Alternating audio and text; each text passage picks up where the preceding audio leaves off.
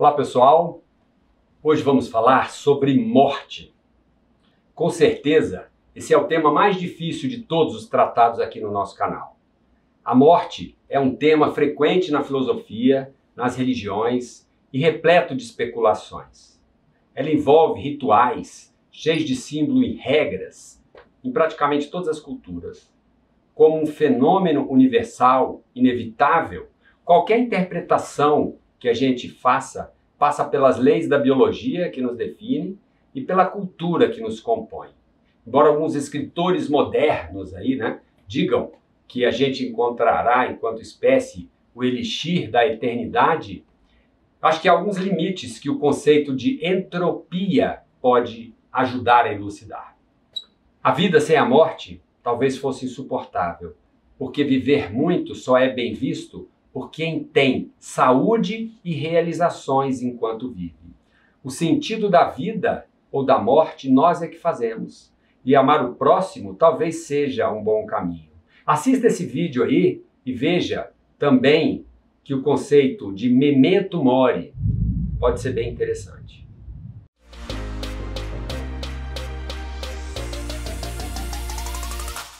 Eu sou Gilberto Godoy, psicólogo e professor de psicologia da Clínica Brasília. Antes de começar, eu quero agradecer por você estar aqui, pedir para você, se puder aí, curtir o nosso vídeo, ativar o sininho aí, se inscrever no nosso canal e compartilhar esse vídeo, Quem sabe isso pode ajudar algumas outras pessoas que precisam de refletir e que podem achar esse vídeo útil. Eu não tenho a pretensão nem a competência de falar sobre o pós-morte. Minha ideia aqui nesse vídeo é falar sobre a morte para os vivos, sobre pensamentos e uma postura realista diante desse fato irrefutável. Eu comecei a lidar com a ideia do fim da vida desde muito cedo.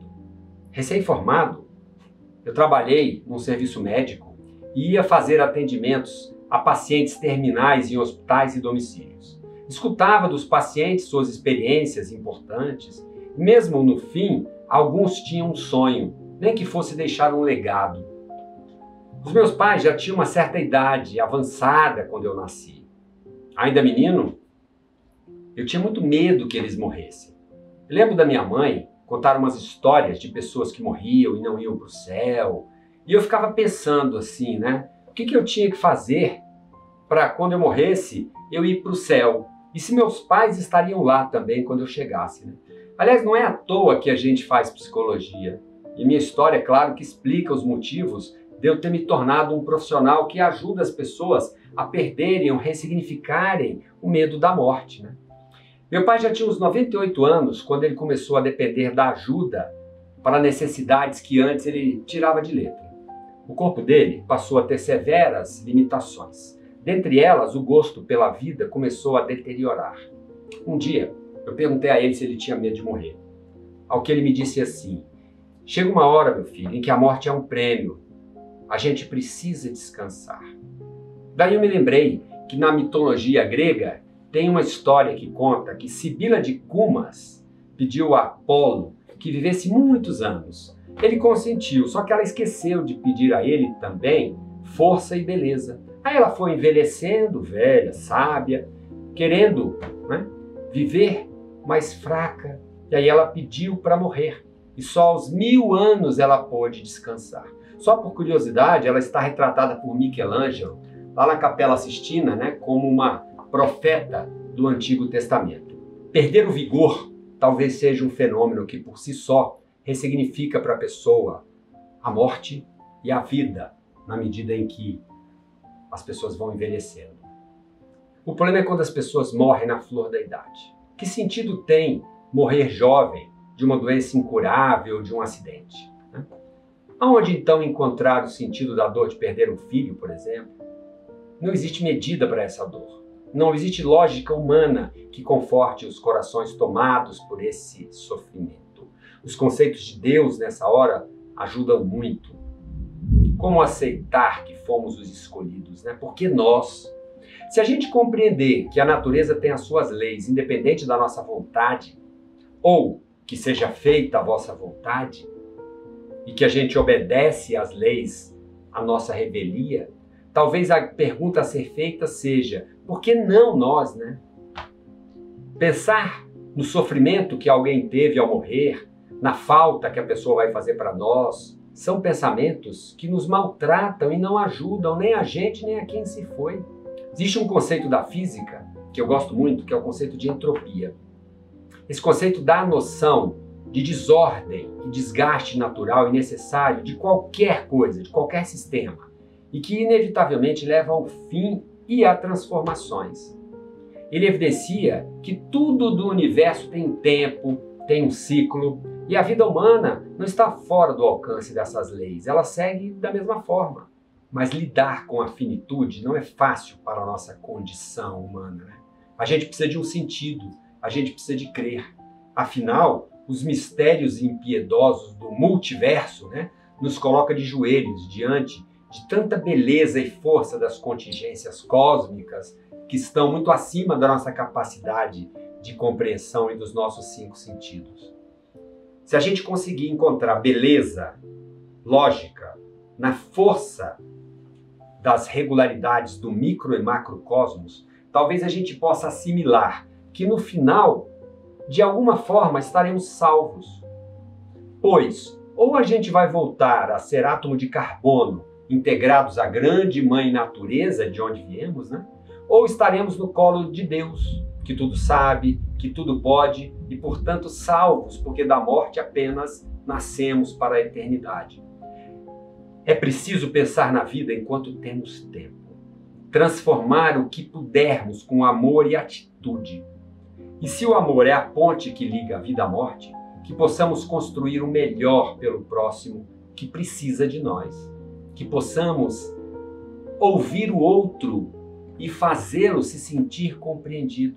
O psicólogo que trabalha com pacientes em vulnerabilidade extrema sabe que deve ouvir o outro como gostaria de ser ouvido. Cuidados paliativos não é sobre morrer, e sim como viver até que chegue a hora de partir. Algumas ideias e bons questionamentos podem ajudar as pessoas a ressignificar os conceitos que temos sobre o fim. Por exemplo, tem um livro que eu gosto muito, que é o livro Kafka e a Boneca Viajante, do escritor Jordi Sierra, um escritor espanhol, que ele traz uma história verídica, né, de um dos maiores escritores do século XX, que é o Franz Kafka. Ele teve tuberculose e tinha que caminhar diariamente num parque. Nessa época ele morava em Berlim, era 1923. Um dia ele encontrou uma menina lá no parque andando e chorando porque ela tinha perdido sua boneca. E ela chorava, desesperada. Ele ficou sensibilizado olhando aquilo e no dia seguinte ele voltou lá e inventou que era carteiro de bonecas e que a boneca, Brígida, era o nome dela, tinha enviado uma carta para a menina pedindo desculpas porque ela teve que partir para uma viagem.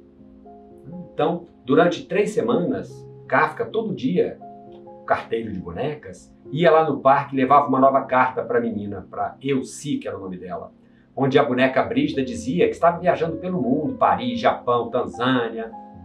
Cada carta era um maravilhoso jogo e a possibilidade dela continuar de alguma forma perto da boneca dava um certo conforto emocional a ela.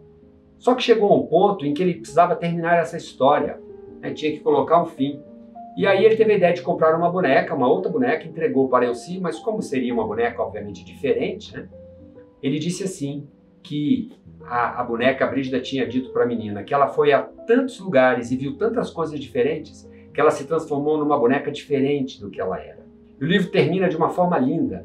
A menina já crescida, né, encontra dentro da boneca um bilhete de despedida no qual a boneca dizia: tudo aquilo que você ama, eventualmente, você pode perder. Mas o amor vai voltar para você de uma forma diferente. E assim é a vida. Não tem como a gente viver sem perder. O exercício de saudação que os eremitas, né, de Santo Paulo, lá da França do século XVIII, faziam com a expressão memento mori, ele é muito interessante e ajuda a gente a pensar que nós somos mortais, ajuda a gente a refletir para a gente aproveitar melhor cada momento, cada relação, cada pessoa, enquanto a gente tem tempo. A expressão latina significa lembre-se que você é mortal. Ela também foi muito utilizada pelos estoicos, né? as ideias deles, aí, de Sêneca, Epiteto. Eu vou terminar com um trecho de uma música que eu gosto muito, uma música do Caetano que chama-se Oração ao Tempo. Essa música diz assim: tempo, tempo, peço-te o prazer legítimo e o movimento preciso, de modo que o meu espírito ganhe um brilho definido e eu espalhe benefícios. O que usaremos para isso fica guardado em sigilo. E quando eu tiver saído para fora do seu círculo, não serei nem terás sido. Ainda assim, acredito ser possível reunirmos-nos num outro nível de vínculo. Se você puder, escreva aqui nos nossos comentários desse vídeo o que você pensa sobre a morte, né? Que ensinamento você acha interessante, que trecho de livro. Agradeço muito por você estar aqui. Se puder, se inscreva, curta o nosso vídeo e considere retribuir com um like. Ainda vem muito por aqui. Até breve.